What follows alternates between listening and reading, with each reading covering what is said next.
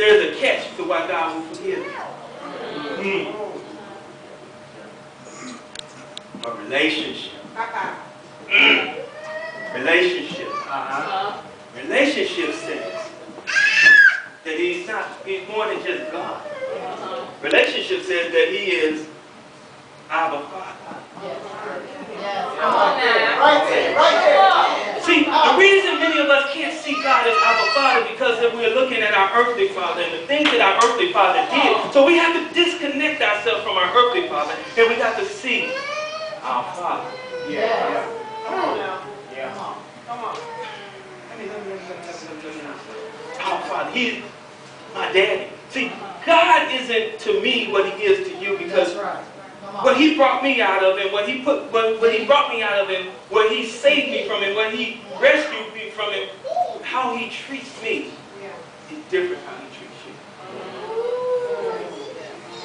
You see, even though we both was in the car together and the car had an accident and he brought us both out safely, he's still different to me than he is to you, even though he brought you out of the car accident and me out of the car accident and we had no scratches. See, because when you develop a relationship, it's an intimate thing. It's personal. It's like when you wake up in the middle of the night, you just trying to say, I can't go back to sleep.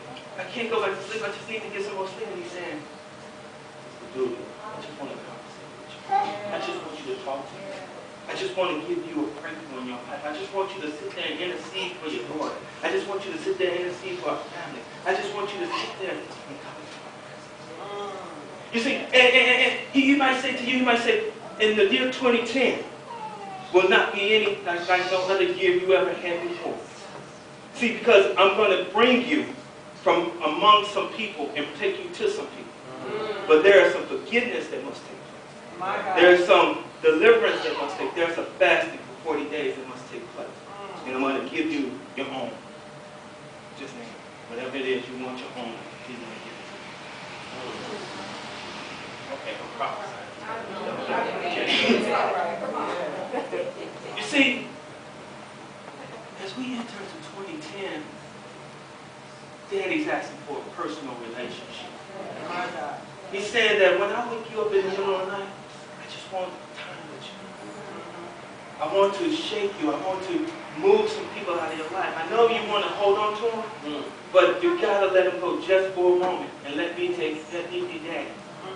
And if you let me be daddy, you see me as daddy, you get into my presence, and I sit into my presence, I will show you the way. And as we begin to see daddy, you see, because when you become intimate, you begin to understand that he's not just God. The world calls him God. Anybody can be God. But he's daddy. Come on now. When you understand what it feels like to be daddy, when your children come to you and they ask you for something, and they just know how to say, daddy. No matter how much mama said no. No matter how much you just said no, you just whooped them an hour ago. There's a certain way they go, daddy. Yeah, man. Yeah. You know I love you, but I had to chastise you. Don't do it again. Granted, they're going to do it again. But daddy. See, when it becomes intimate, you begin to understand how to get into worship. Because it's hard to worship if you don't know daddy. So it's hard to worship when you don't know. See, when religion, you go to church and they go, he's my headed show, he's my, whatever that word, berry burning, and he's my burning bush, he's my healer, he's my deliverer, he's this, and he's all these different things, but do you know him as your healer? Have you ever been in a situation where you know him, that you know that you know that he's good? Have you ever been in a situation that he was a healer to the point that when you get sick again, you can attach and say, look, you speak this then, you can do this now. See, because it said, by his stripes I am healed. So it said, by his stripes, meaning that it took place way before I even existed. I just had to tap into mine. That's right. Yeah, he's healing. Come on. See, because you begin to understand it. See, you know don't know him as, unless you have an intimate relationship, and know him as healer. Know him as deliverer. Know him as Adonai. Know him as Elohim. Know him as Jehovah. Know him as Elohim. Know him as Jehovah Jireh, Jehovah Nisi, Jehovah Rapha. Know him as. See, sorry about me. Whatever you're going through,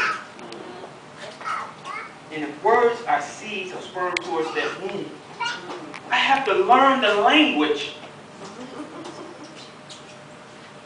I have to learn the language, or how to communicate, or how to address what I'm talking about.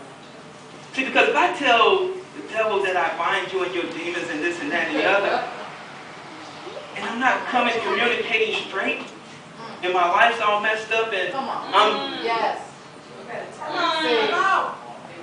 have to learn how to communicate. Come on. Okay. Speak it. Okay. Now it says image of God. So now I understand that, to understand how to know who God is, I have to recognize him as Daddy, as Father, as Abba. Now, let's see. It says, now, as we begin to understand, the Father began to speak things. He began to birth things. Because as the Father began to speak, in the beginning, Elohim prepared, formed, fashioned, and created, causing to conceive, bara, meaning created, to bring into existence the heaven and the earth. Here goes the text. In the first chapter of Genesis, God saw a void. How many of you have voids in your life? Have issues in your life that if I could only know how to communicate to that issue, my life will be better? All right. Have you ever had that situation where you wake up and you don't understand? It seems like Daddy's not listening. It seems like everything that possibly could go wrong is going wrong. It seems like no matter what you say or do, it seems like you can't find the answer. Well, if I'm created in the image of my Daddy, then I need to be able to learn how to speak into any situation that I'm in. Check this out. There was a lady, they said in the Bible, who had a what? Issue, right? They didn't say she had a disease, they said she had a what? Issue. She had an issue of what? Blood. How long? She had an issue of blood for 12 years. She did everything she knew, everything she taught. She did everything until her money went dry. Yes. She conceived in her mind, meaning to get pregnant with a thought, that if I only can touch the hem of his garment. See, a lot of people, when they hear that word, hem of his garment, the first thing they think about is his pants. But Jesus wasn't wearing pants. The hem of his garment was his tassels. If you look at a Jewish garment, you see this is like all over their clothes. Yes. Now she said if she conceived in her mind, if she got pregnant with a thought, faith was going into action. She said if I could only touch the hem of his garment, I could be made whole, or I could be healed. In many translations they changed that word, but all in all she said if I could just touch, if I could just get up, if I could just get in the presence of my Daddy. Word. Come on.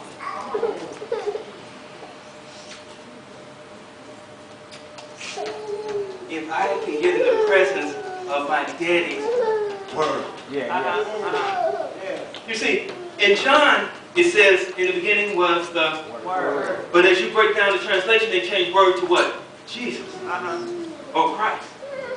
So she said, if I can only just touch the hem of the word, if I can only get a word in me. Joshua says, meditate. See, meditate, they say meditation brings revelation. Yes, it does, but it's deeper than that. See, because as you begin to meditate, it spreads. The more you meditate, the more it spreads. The more